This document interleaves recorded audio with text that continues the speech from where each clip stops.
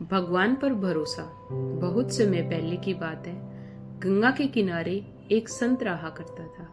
वह संत बहुत ही दयालु स्वभाव का था और नित्य भगवान की पूजा अर्चना करता था। उस संत के बहुत सारे शिष्य थे जो कि उसके पास शिक्षा ग्रहण कर रहे थे। वह संत जन्म से अंधा था, लेकिन उसका एक नियम था।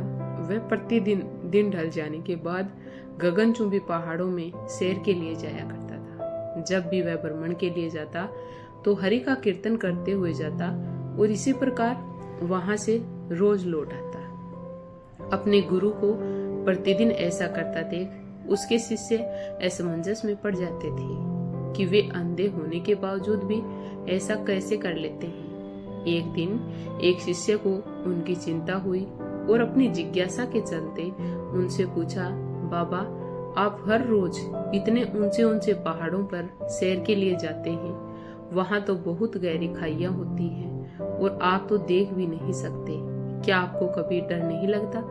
कहीं पांव डगमगा गए तो, या कोई जंगली जानवर आ जाए तो? क्या आपको इस सब से जरा भी भय नहीं लगता? वह संत पहले थोड़ा मुस्कुराए और फिर वहां से चले गए। अगले दिन सुबह उन्होंने अपने शिष्य को भ्रमण के लिए साथ चलने को कहा। पहाड़ों पर चढ़ते समय बाबा ने शिष्य से कहा, यदि कोई गहरी खाई हो तो उन्हें बता दे। ऐसे ही वह दोनों चलते रहे और जैसे ही गहरी खाई आई, शिष्य ने बाबा को इस बारे में बताया और कहा, बाबा, गहरी खाई आ गई है। यह सुनकर बाबा ने शिष्य से कहा, अब तुम मुझे इस खाई में धक्का दे दो। बाबा की यह बात सुनकर शिष्य हैरान हो गया।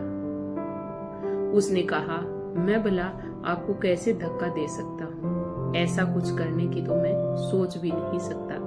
शिष्य ने आगे कहा, आप मेरे गुरु हैं, मैं तो अपने किसी दुश्मन को भी इतनी गहरी खाई में नहीं धकेल सकता।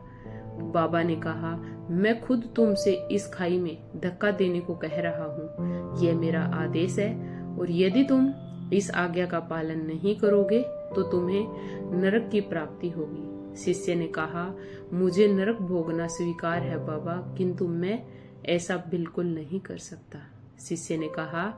तब संत ने शिष्य से कहा, अब तुम्हें समझ आया, जब तुम एक सामान्य मनुष्य होकर मुझे गहरी खाई में नहीं धकेल सकते तो भला मेरा परमात्मा मुझे खाई में कैसे गिरने दे सकता है।